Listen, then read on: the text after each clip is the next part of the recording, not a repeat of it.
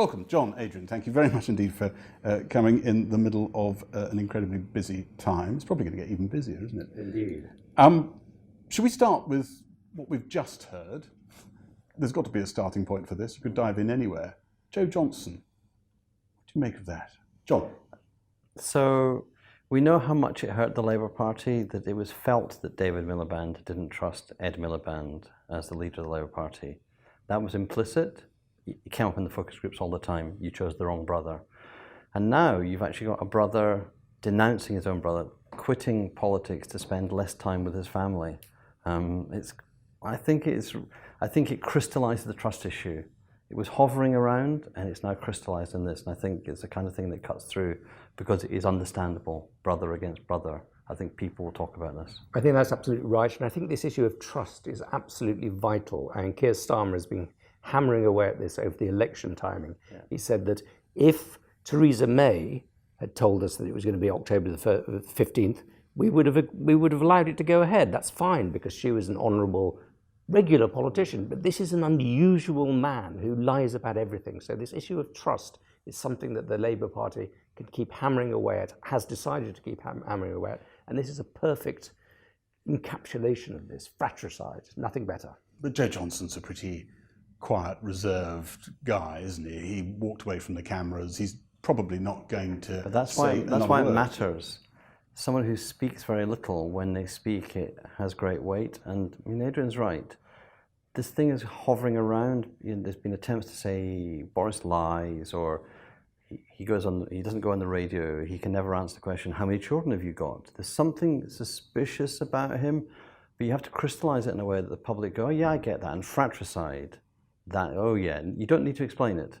There's no second or third or fourth line to this. It's simply his brother, even his brother doesn't trust him. I mean, Joe Johnson's not been on the radio or the television every day saying, I don't trust my brother. He will disappear into the background, but it's the fact that it's happened and people can keep bringing it up and using it as an illustration at this point. It's yet another gift for the Labour Party, just as Jacob Rees-Mogg lounging on the benches looking like a pasha or an 18th century aristocrat on his shay-long at home, is a gift to the Labour Party. It summarises everything that people are worried about this party. So two big gifts in 2 days. And look, I also think, I think the Dominic Cummings sacking as well, it was an overreach.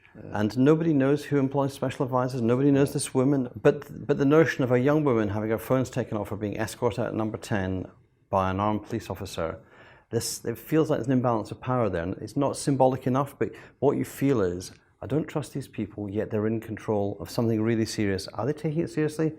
Well, actually, they seem to be the parody of what you might say about the Tory party. And look, I got a lot of time for a lot of the senior people in the Conservative Party, but some of the Labour Party parodies are becoming real. I think the Jacob Rees-Mogg lounging was so ill-advised. Somebody should have gone and sat on top of him and moved him. Quite. Just before we leave this particular area, do you think there could be other people walking out from around that cabinet table?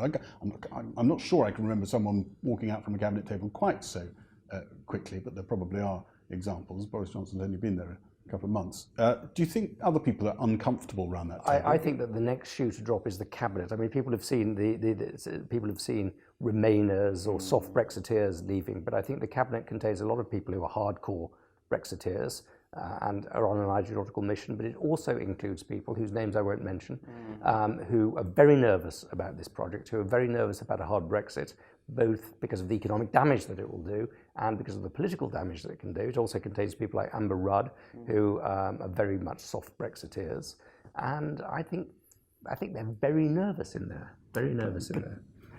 Look at Philip Hammond, who until Monday was probably the driest of the dry and is now gone, unable to be a Conservative MP in this dispensation. And I think that's another one of those things. Again, the public don't really know where Philip Hammond stood in politics, but the way he talked on the Today programme on Monday, it was a bit like me talking about the Labour Party and the Corbynite takeover. It's my party, I'm going to stay, I'm going to fight.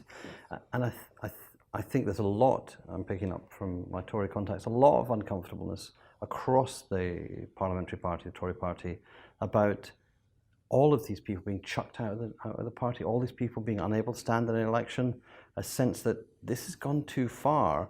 But to reverse it, what would that do to the vestiges of Boris' authority? To reverse it would be too hard. So I think this internal confrontation about what are you going to do about the 21 you've chucked out? One of the interesting things that's been happening today, I think, in the Daily Mail is the question of the evil advisor. Because they're seeing Boris's prime ministership looking as if it's crumbling. So who can you blame? You can't blame Boris because there's a good Boris, he's the right guy, but you can blame the evil advisor. So there's several articles in the Mail today saying Cummings is out of control, he's too powerful, he's a puppeteer, he's bringing out all the worst elements in Boris. We've got to get rid of the advisor. And that's always a very early sign that a regime is in big trouble if you start blaming the advisor. And speaking as a former advisor who's had the same thing said about me, it's never the advisor, it's always the principal. Advisors advise, principals decide. And that's why it's the beginning of the end of a regime, because you're afraid to attack the emperor, so you attack the emperor's advisors. Well, you don't really believe it. Yes. You'd never believe it. And look what happened to Theresa May. Nick Timothy and Fiona Hill may have been difficult with the cabinet, difficult with the rest of government. Without them, Theresa May had no strategy. What strategy will Boris have without Dominic Cummings? Will it just be just waffle and piffle and fluster and his hair and nothing else? Like, what does he have without Cummings? No strategy. So Boris without a strategy, I mean, Boris with a strategy looks at difficulties now. Boris with no strategy? Well, let's see. What we almost have at the moment is the Theresa May prime ministership massively speeded up. Yes, but massively speeded up. It Yes, took that's them right. a long time to get rid of Nick Timothy. so true. To turn against him. Even. Well, I want to dig into a bit to what that strategy is. But first of all, just the mechanics of where we might be on Monday and whether we are about to move into a general election that could happen as soon as October the 15th. What's your guess, Adrian? Well, my guess is there's a civil war within the Labour Party. I think the people who are closest to Corbyn want an early general election. The people who are furthest away from him, like Tony Blair, think it's an elephant trap. Emily Thornberry, I saw a couple of days ago, pushing for January. So I think this tug of war, it's not clear exactly how it plays out. But I would think that playing it long is the wiser decision for the Labour Party. What do you think, John? Boris Johnson said leaving the European Union by 31st of October is his commitment. Do or die.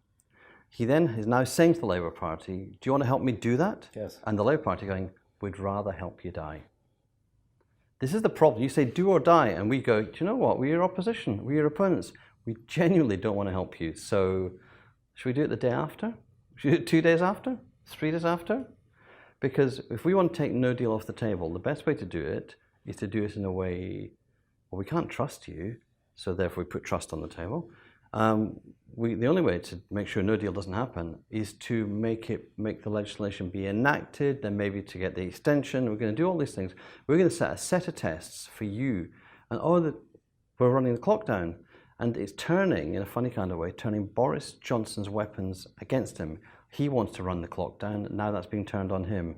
He wanted to say the trust issue is about Corbyn. It's now on him. But how will that actually work? So here's Parliament, we think, about to pass a bill that compels Boris Johnson to sign on the dotted line and seek a Brexit delay. Say we get past, the election doesn't happen, we get past the date of the European Council. He has come back with no deal and he is now obliged to sign that letter, and he says he won't. What happens then? Well, see, what I think happens is the genuine prospect of a minority government, a minority Labour government with Corbyn, to deliver no deal. Not no deal, to deliver some kind of deal, some kind of change. And I think the miscalculation at the heart of the Johnson strategy is they thought Corbyn would grab an election. They also thought the opposition could never get together around Corbyn. It's turned out Corbyn's found a way to work with the other parties. The more they work together, the more they'll find the terms of trade for working together. And of course, the Tory rebels don't want a Corbyn government. But imagine a very thin mandate for a Labour government, a minority government led by Corbyn, with only one thing to do, which is to make sure we leave with a deal. You can see this thing being gradually extended into January, and you commit to the earliest election possible. That's the problem that the Johnson administration have, is they needed speed, momentum, authority, and they've lost authority, they've lost momentum, and they're losing speed. And their only way to gain speed is for Labour to join them and help them. Labour simply go, we don't want no deal. No deal has now become this big issue in the public mind, big issue in the public prints, because suddenly people are thinking that's quite close, it might be real. So Labour are now posing in a funny kind of way the Blair choice. Adrian, I've got some problems with that I want to run past you. One, Labour seemed to be about 40 votes short of winning a vote of no confidence and therefore getting Jeremy Corbyn into number 10 when everybody did the numbers in the summer. But the other thing is, how many Labour MPs are there that would allow him to negotiate a deal, a Brexit deal, as opposed to a referendum, which itself would present problems? I think there is definitely Labour MPs who are very nervous about putting Corbyn in Downing Street. But on the other hand, when you have your party sensing victory and the other party on the retreat, it's very hard not to stick with your tribe. You think John's onto something? I think he is definitely onto something. I think the problem with Boris's strategy has been rather like being a pufferfish. There's pufferfishes, little fish that make themselves look very big in order to frighten everybody. Well, he was actually a little fish looking quite big. He had a majority of one. He had a Tory party that was completely at sixes and sevens over the most important issue. But he'd managed, I think, for a week, he looked really quite strong. He had a lot of people saying, actually, this guy's doing a really good job. He's assembled a good team in Downing Street. He's got the momentum behind him. At least he knows his mind. The civil servants, actually saying, actually, it's much better under him than it was under Theresa May.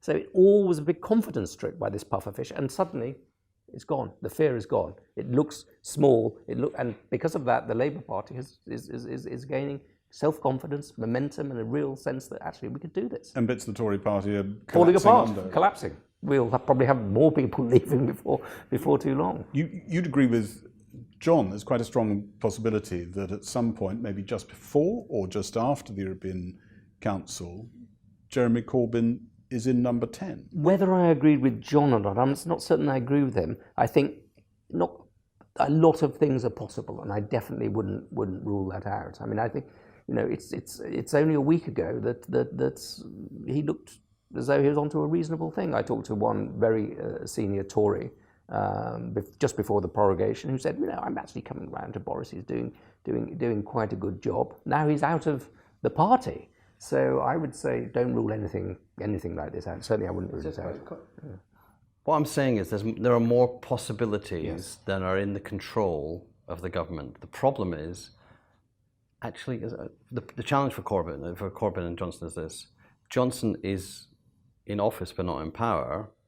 Corbyn is in control but not in office. It's Corbyn's decisions will shape whether or not there's an election. That's why it matters what's happening inside. It matters the internals inside the Labour Party. But if you stand back, if you're Jeremy Corbyn, you probably bet that an election now would hurt the Labour Party, lose some seats. It would probably hurt the Tory Party a bit. Looking like you're statesman-like, and each week he's looked more statesman-like. He's gone from an impossible prime minister to an implausible prime minister, which doesn't mean next week he might be a plausible prime minister, and then he might be a possible one. Which one are we talking about now? Corbyn. Just check that. This progress. Everything's moving so quickly. Reputations are moving quickly too. Even that kind of scratchy, angry shoutiness that Corbyn has under pressure in interviews came across reasonably well at PMQs this week. It felt like righteous anger for the first time rather than self-righteous anger. So I think this thing is moving around, and in the end, what's going to happen to rescue Boris Johnson? A one-line bill tabled, and he requires SNP support to call an election. The SNP helping out the Tories. I mean, they're welcome to do that themselves. Jim Callaghan. They're welcome to try it if they were with us, might remember a moment like that. Yeah, but this is the modern SNP who. They're cannier than that, you think? Well, everybody wants to not get blamed for a disaster, and nobody's quite sure how to avoid blame. But the SNP, particularly in Edinburgh, seem to be chomping at the bit and pulling in that direction. Nicola Sturgeon tweeted that way, but this morning on the Today programme, their guy was walking it back a bit. Everybody wants it to be somebody else's fault if it turns out badly, but it wants it to be their responsibility if it turns out well. I'm also getting a sense within the Conservative Party that they had a strategy to precipitate an election, and because they thought basically them plus the Brexit Party together would be a significant victory. I'm beginning to sense that they're actually quite worried about that now. There's a sense that they may have miscalculated. So an election has gone from a strategic choice to being something that they have to do because they've got no other options. And I can see an election going in any possible direction, but definitely they've got Brexit problems, they've got Liberal Tory problems, 5 million Tories voted to remain, they've got organisational problems, and also I think all the way through they always underestimate the Labour Party because basically they think nobody could possibly vote for that Marxist nutcase, and they're wrong about that. The Labour Party's got a better machine behind it, and Corbyn is a better campaigner than they've ever thought, and the issues that he taps into about greed, about the country going in the wrong direction, about Jacob Rees-Mogg lolling around, are very powerful issues. So I think they've underestimated Labour. Well, if Dominic Cummings was listening to this, he'd probably say, he'd have started throwing things at his radio and said, you've been talking about special advisors to the Chancellor being sacked. You've been talking about bubble things. You've been talking about the cabinet. You've been talking about the Conservative Party. You haven't been talking about the sort of Blairite values that he thinks Boris Johnson, as a punch-through candidate, can convey and connect with. And you haven't been saying the sort of things that would address a voter in Bolsover.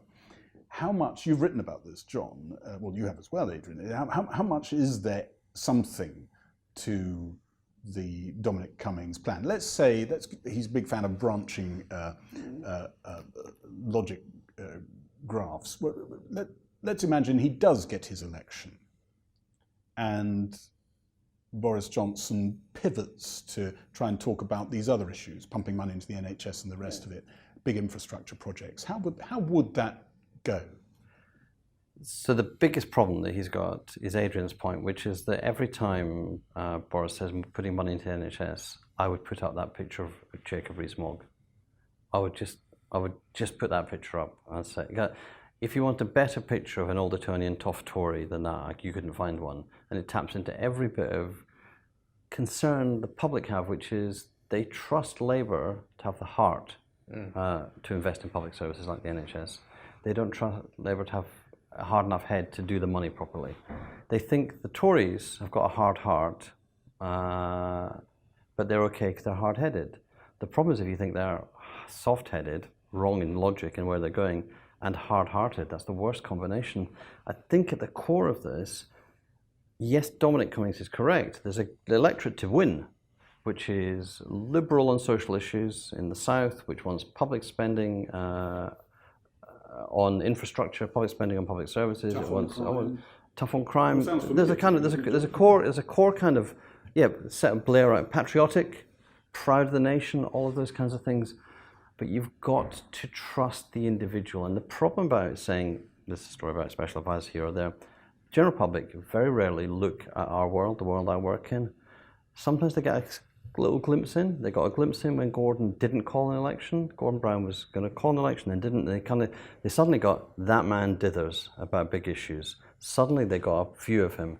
They've had this glimpse into the world of Boris Johnson, and it is arbitrary power, it's toffish languish, and it is a brother who doesn't trust you. And suddenly you're kind of going, I don't need to know much. I only need to know 3 things about politicians and whether I like them or don't. Sure. They can't. You can't, because leadership goes to judgment, and judgment goes to character.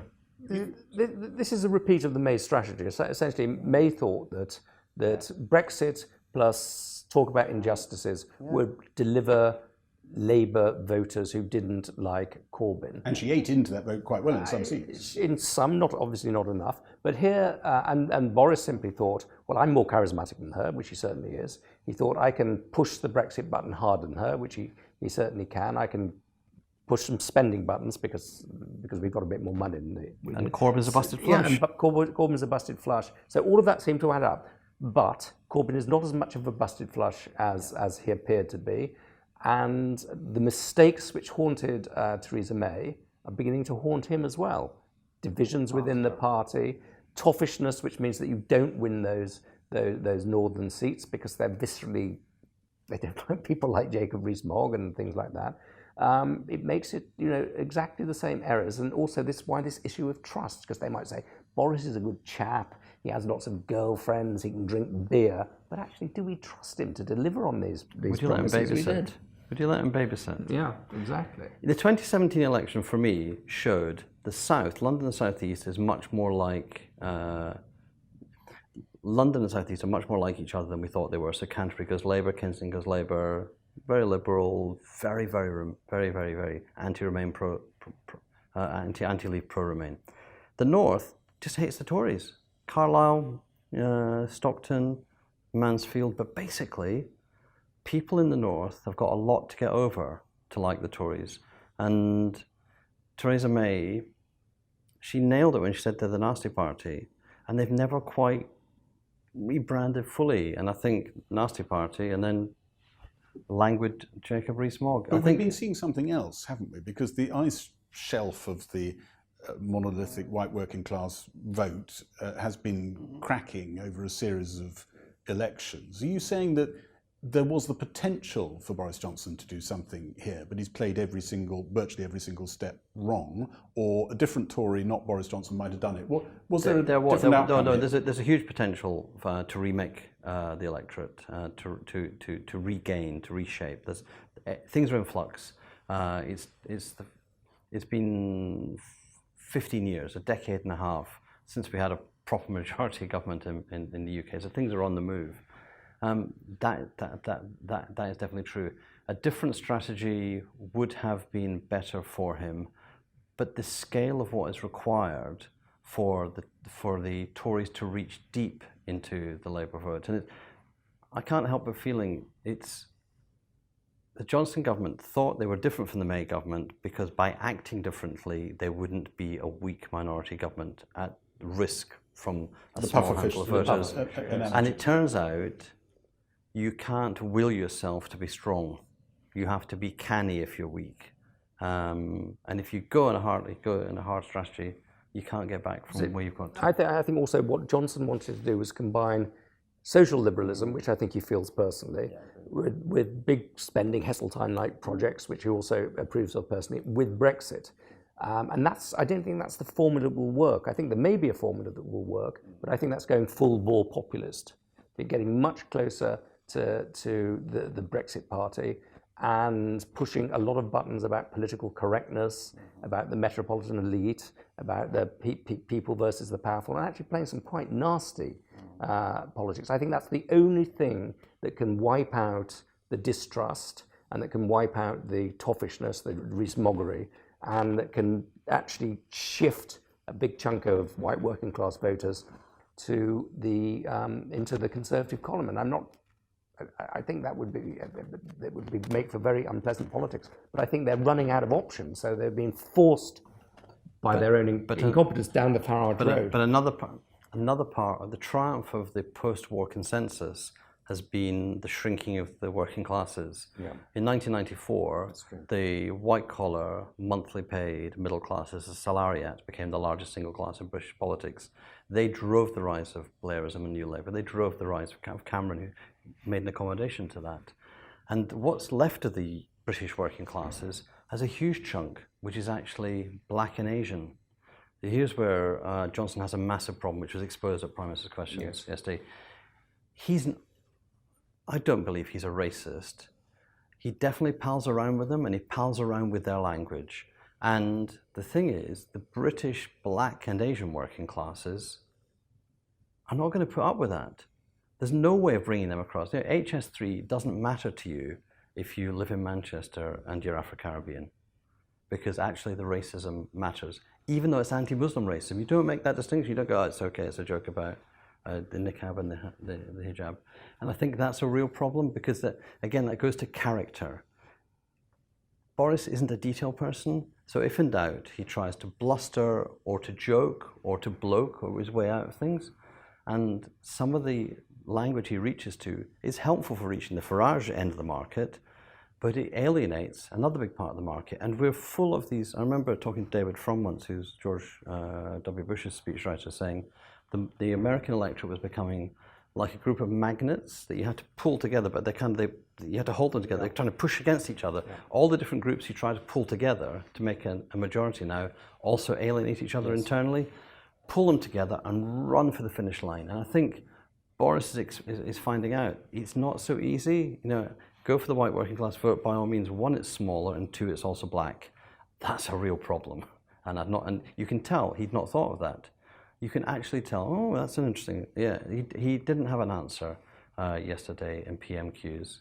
And that was one of those telling moments. It was a very telling moment. He looked a bit shaky when he came out of the front of Downing Street as well.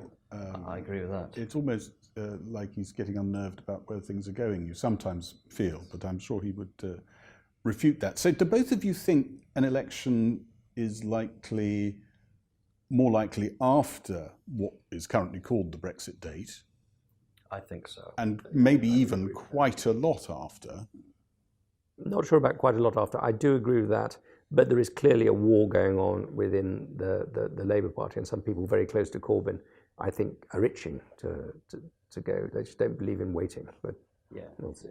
And you both think we're likely to be still members of the European Union on the 1st of November? Yes. Yes. Yes. How will that go down in the country? Well, I've just I've just had lunch with a group of Brexiteers in Wooldridge, and they were very angry about that prospect. I mean, they really think that they voted for Brexit because they wanted to reclaim British democracy. That was their British sovereignty, British democratic sovereignty. That drove them. And then they've constantly been frustrated about that. And another frustration will drive them, make them very, very angry. And what they do is they go to the Brexit Party. There's an expression of disillusionment with with this bubble that we're in here, and anger that they voted for something, they were told that they would get it, and it's constantly being taken away from them. Where do you think the anger goes, John? So I think that's well expressed, and I think it goes to the heart of what is the problem for the Tory party, which is the Brexit Party vote isn't going away. Yes. And the Brexit Party have decided to define anything less than no deal as a betrayal. Yes. Boris became PM by suggesting he would be willing to do no deal, but only as a tactic to get to a deal. He's being forced by Parliament to go for a deal, which means he is being fitted up in the eyes of the Brexit Party and their voters as a traitor. The only way he can deal with that is by becoming a genuine no-dealer, but by doing which he will split the Tory party coalition, because in the end, we've now got a majority of Labour MPs who don't support Jeremy Corbyn. You've got a growing every hour number of Liberal Democrat MPs, and then you've got a chunk of Tory MPs which now reaches from Philip Hammond to Ken Clarke, who are not inside the Tory party. Between those people, you've got a kind of moderate Brexit deal that would, in a way, fulfill the referendum, but not satisfy the people that Adrian's been to see, because what's been let loose is something that's corrosive, deeply corrosive, which is once betrayal becomes part of the rhetoric of politics, you can never get the trust, but you can always be out-betrayed. It's like, you can go as far as you want towards these voters and they'll still find you betrayed them. Because in a way, betrayal is their energy, anger is their energy. Anger makes them happy, unhappiness makes them happy. And they've got a lot of time on their hands, a lot of resource on their hands to pursue this. And I think you've got going now an infernal machine, which is going to, it's hard to say that the two existing parties are going to unravel, but something, even if they stay in their form, voters are moving around, and that's why predicting the next election, when it will happen sometime this year, what will happen? Probably a hung parliament, because in the absence of a strong leader, in the centre, on the right, on the left, people are just going to go to send a message. And the message they want to send is, if I'm sick with you lot, sick of the lot of you, I'm not going to give any of you a mandate to do anything strong. And so we'll be back with a hung parliament in January. We'll be back after the extension going, what deal are we going to do? I mean, I think we're going to be talking about Brexit for a very long time. I've always thought that, but I wonder whether we're going to be talking about the deal that we do for a very long time too. Which you both volunteered. We're still in 1st November as your central guess. Still in 6 months after that? 3 months, definitely. Yes, agree with that. An ungovernable nation that can't come to a decision about what to do next. Well, still, we always, when I was in defense, when I was an advisor in defense, the Americans used to occasionally get a bit frustrated, get blunt with us, and they go, "Listen, you have all these debates about armed forces, about nuclear weapons, about modernizing, trying and everything. All we need to know is, are you Britain or are you Belgium? We can deal with either. We just can't deal with uncertainty. Right. If you're Britain, you can be our ally. If you're Belgium, we know how we deal with that. We're turning into Belgium. Belgium is it's not ungovernable as in the DRC. It's just ungovernable as in the political classes and the voters are perpetually detached from each other." Adrian, Belgium, the Congo, Italy in the 70s. What's your analysis? Well, to change the metaphor, I mean, I think that what Boris has tried to do is to ride the tiger, and he's discovered that the tiger can't be ridden and is indeed turning around and eating him. Yeah, that is the danger. Ride the tiger, it eats you. On that note, fully digested all your thoughts. Thank you very much for sharing them. John, Adrian, thank you very much. Thank you.